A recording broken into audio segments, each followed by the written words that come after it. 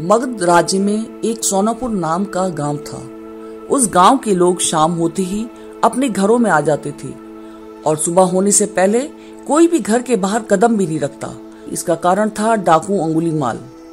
डाकू अंगुलीमाल मगध के जंगलों की गुफा में रहता था। वह लोगों को लूटता था और जान से भी मार देता। लोगों को डराने के लिए वह जिसे भी मारता उसकी एक उंगली काट लेता और उन उंगलियों की माला बनाकर पहनता। इसलिए उसका नाम अंगुलीमाल पड़ा। गांव के सभी लोग परेशान थे, कैसे इस डाकू के आतंक से छुटकारा मिले। एक दिन गौतम बुद्ध उस गांव में आए। गौतम बुद्ध ने देखा कि गांव के लोगों में किसी भी बात को लेकर दहशत फैली है। तब गौतम बुद्ध ने गांव वालों से इसका कारण पूछा। गांव वालों ने अंगुलीमाल के आतंक का पूरा किस्सा उन्हें सुनाया। अगले दिन गौतम बुद्ध जंगल की तरफ निकल गए। गांव वालों ने उन्हें बहुत रोका पर वो नहीं मानी।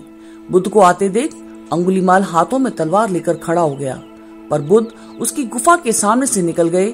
उन्होंने पलट कर भी नहीं देखा।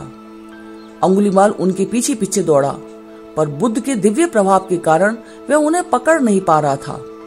थक हार कर उसने कहा, रुको। बुद्ध रुक गए और मुस्कुराकर बोले, मैं तो कब का रुक गया, पर तुम कब रुकोगे? अंगुलीमाल ने कहा, सन्यासी, मैं इस राज्य का सबसे शक्तिशाली व्यक्ति हूँ। तुम्हें मुझसे डर नहीं लगता? सारा मगध मुझसे डरता है। तुम्हारे पास जो भी माल है निकाल दो, वरना जान से हाथ धो बैठोगे। बुद्ध जरा भी नहीं घबराए और बोले, मैं ये कैसे मान लूं कि तुम ही इस राज्य के सबसे शक्तिशाली इंसान हो? तुम्हें ये साबित करके दिखाना होगा। अंगुलीमाल बोला, बताओ कैसे साबित करना होगा? बुद्ध ने कहा, तुम उस पेड़ की 10 पत्तियां तोड़ लाओ। अंगुलीमाल ने कहा, बस इतनी सी बात? मैं तो पूरा का पूरा पेड़ उखाड़ सकता हूँ। अंगुलीमाल ने 10 पत्तियां तोड़कर ला दी। बुद्ध ने कहा, अब इन पत्तियों को वापस पेड़ पर जाकर लगा दो। अंगुलीमाल ने हैरान होकर कहा, टूटे हुए पत्ते भी कहीं वापस लगते हैं क्या? तो बुद्ध बोले, जब तुम इतनी छोटी सी चीज को वापस नहीं जोड़ सकते तो तुम सबसे शक्तिशाली कैसे हुए? यदि तुम किसी चीज को जोड़ नहीं सकते तो कम से कम उसे तोड़ो मत। यदि किसी को जीवन नहीं दे सकते तो उसे मृत्यु देने का भी तुम्हें कोई अधिकार नहीं।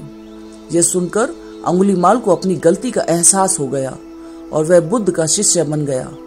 उसी गांव में रहकर लोगों की सेवा करने लगा। आगे चलकर यही अंगुलीमाल बहुत बड़ा सन्यासी बना और अहिंसा के नाम से प्रसिद्ध हुआ। इस कहानी से हमें यह शिक्षा मिलती है कि कोई भी इंसान कितना ही बुरा क्यों ना हो, वह बदल सकता है। दोस्तों, अंगुलीमाल बुराई का प्रतीक है और हम सब में सब छोटे बड़े रूप में कोई ना कोई बुराई है। जरूरत इस बात की है कि हम अपने अंदर की बुराइयों को पहचानें और उन्हें खत्म करें।